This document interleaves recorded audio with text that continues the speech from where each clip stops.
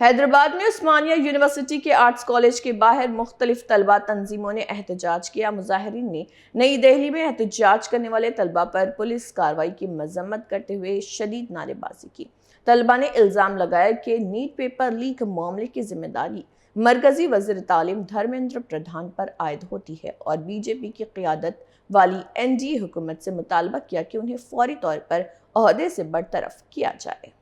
విద్యార్థులు ప్రశ్నించకపోతే జరుగుతున్న విషయాలపై మాట్లాడలేకపోతే మీరు కేవలం సైలెంట్గా ఉన్నట్టు కాదు, రాబోయే తరాన్ని మీరు నాశనం చేస్తున్నట్టు. కాబట్టి ఉన్నత విద్యావంతులు అందరూ వచ్చి ప్రశ్నించాలి, సమాజం ప్రశ్నించాలి.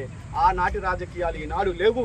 మొదటి తరం రాజకీయ నాయకులు, భారతదేశ స్వతంత్రం వచ్చిన తర్వాత రాజకీయ నాయకులు చిన్న విషయాలకు కూడా క్షమాపణ కోరారు, రాజీనామాలు చేశారు. మరి ఇవాళ ఎందుకు రావట్లేదు?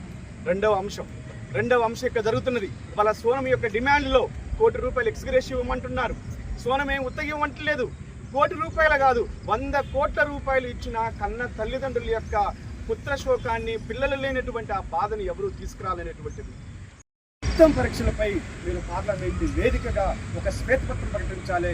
ఎన్ని పరీక్షలు, ఈ పరీక్షల్లో ఉత్తరాది నుంచి ఎంతమంది పోయారు, దక్షిణాది నుంచి ఎంతమంది వచ్చారు, ఏ కోచింగ్ సెంటర్ నుంచి ఎంతమంది వచ్చారు, ఇందులో చదువుకుని వచ్చిన వాళ్ళు ఎంతమంది ఉన్నారు, పేపర్లు అమ్ముకుని వచ్చిన వాళ్ళకు తెలిసే అవకాశం ఉంది. కాబట్టి తక్షణమే కేంద్ర ప్రభుత్వం స్పందించాలి.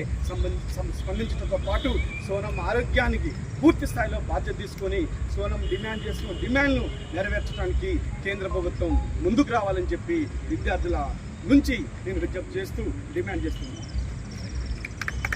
Education leads to the lack of knowledge which leads to the lack of wisdom అనేది.